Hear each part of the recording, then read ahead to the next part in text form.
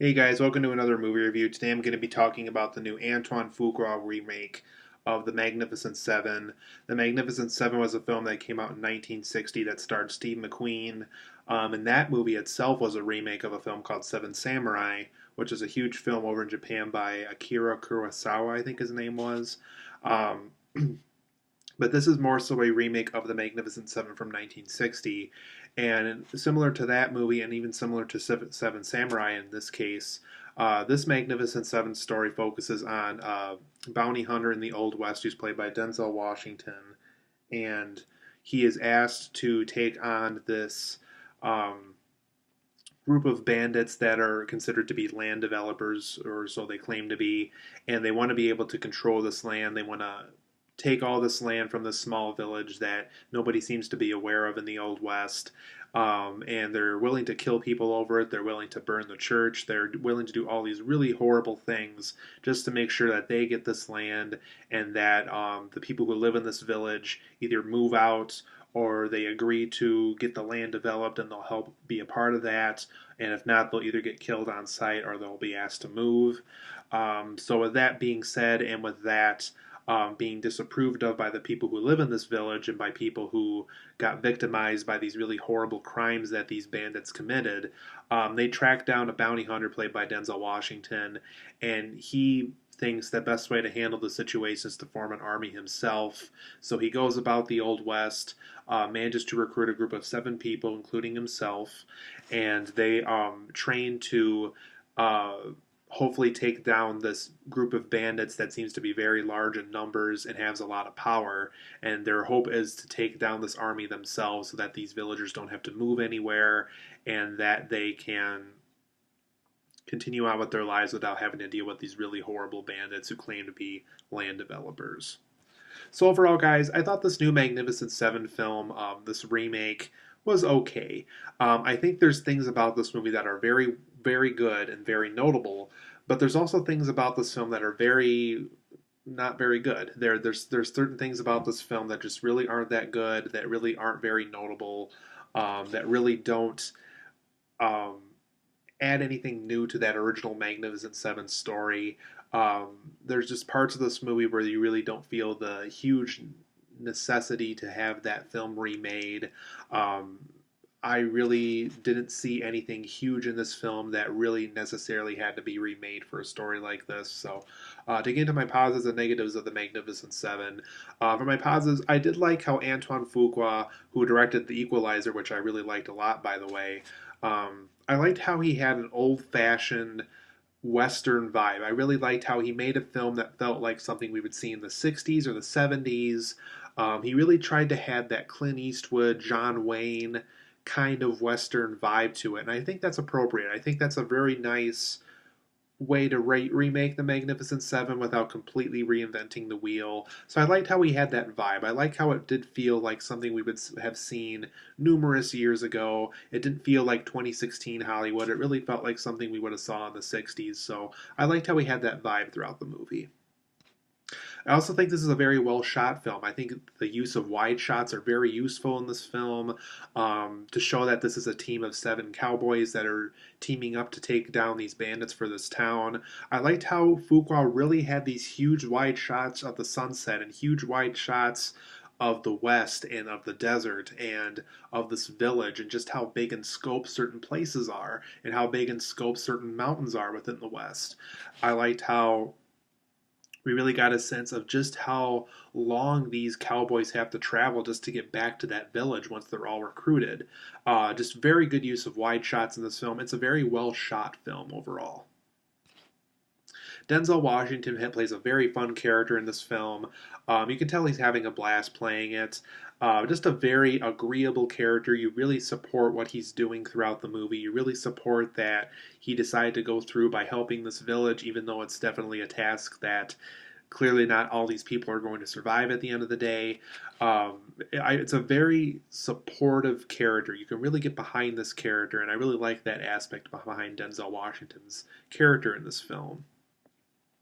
Chris Pratt, who I've loved since the first day I saw like Lego Movie and Jurassic World, he plays a very fun character once again in this movie. So if you liked what he did in Jurassic World or Lego Movie or like Guardians of the Galaxy 2, for example. I think you're going to have a lot of fun with this character that he plays in the movie. Just a very fun, um, unique in his skill set, unique in his personality kind of a character.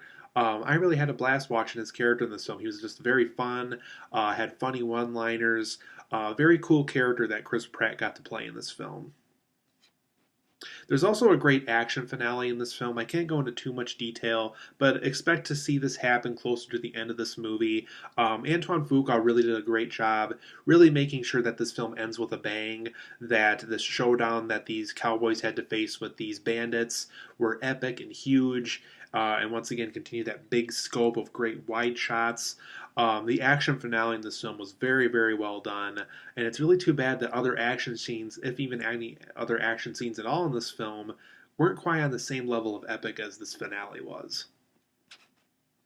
There's also a female villager in the film that shows up throughout the course of the movie quite a bit, and she's kind of the one that convinced Denzel Washington overall to take on this case and be able to take on these bandits with an army that he forms.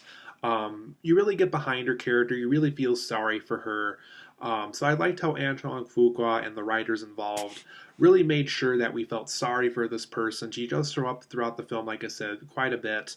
We really do feel for this character. We really want her to live happily in this village again and to have these bandits gone. So Fuqua does a great job making sure that we feel this way about that character. For my negatives of this film, because unfortunately I do have quite a few of them, the pacing in this film is dead slow. This film takes forever to make a point. This film takes forever to get to the good moments. I would say the end of Act 1 through the end of Act 2, there's way too much slow. Not. I would even go so far as to say it doesn't feel busy enough. It doesn't feel urgent. It doesn't feel, because keep in mind these cowboys only have a week at best to get all this team assembled and to get them ready and to make sure that this town's ready to go. For a story about this recruitment and how short of time they had to get this to happen, it feels very slow. It feels like they're very relaxed about it. And I don't know for a situation like this if that's how the film should feel. There's just a lot of times in this film where they're drinking at bars and they're just going off and visiting random friends and stuff that don't even join them to help out with this village. And there's just way too much slow pacing in this film. It just really wears the film down. I would also say another negative I had at the film is there's a lot of really boring side characters. I would say besides Denzel Washington and Chris Pratt for the actual Magnificent Seven team, I really could care less about those other characters that were on the team. They were just boring. They were just cowboys that got drunk a lot or said goofy things or had goofy stories in their past or whatever, and they're just sitting around the campfire getting drunk. I really didn't care about a lot of those side characters. They were just very boring to me. Another negative I had about the film is there's almost no action scenes at all until the third act of the film, and that's really too bad. I think one thing that this Magnificent Seven movie could have really done is keep it as a Western, but definitely give it a lot of action film elements. And I think there's hints of that throughout the course of this movie, but it never fully becomes an action film. It doesn't really become one until towards the end of the movie. And that's really too bad because the action scenes are really good when they happen, but we have to wait all the way to the third act of the film just to see them. Another negative I have with the film is the villain of this film is very uninteresting. He's very lame. We never really completely understand his motivations. It just felt like your typical bandit who wants to own the land kind of a character. Just not a lot of fun to watch. This film also has a very conventional story. It just feels very typical. The bandits attack the town, and the cowboys got to get recruited, and they become friends, and they got to do all the skill set training to get ready, and then they fight the bandits, and then they save the day. It's very conventional. It didn't feel like they tried very hard to tell an original way to tell this story again, even though this is a remake to a remake in a way. That's no excuse for lazy storytelling. That's no excuse for lazy writing. This film just doesn't try very hard sometimes. My last negative I have with Magnificent Seven, because I do feel like I beat up on this film quite a bit by now, we never really care. We never really care what happens in this film. I don't know, it's just because I was expecting everything to play out the way it did, there's just something about this film where I never really cared throughout the movie. Maybe besides Denzel Washington's character, Chris Pratt's character, and this female villager that we feel sorry for, I never really cared. I just never really got behind anything or anybody or any place. It just, I never really cared.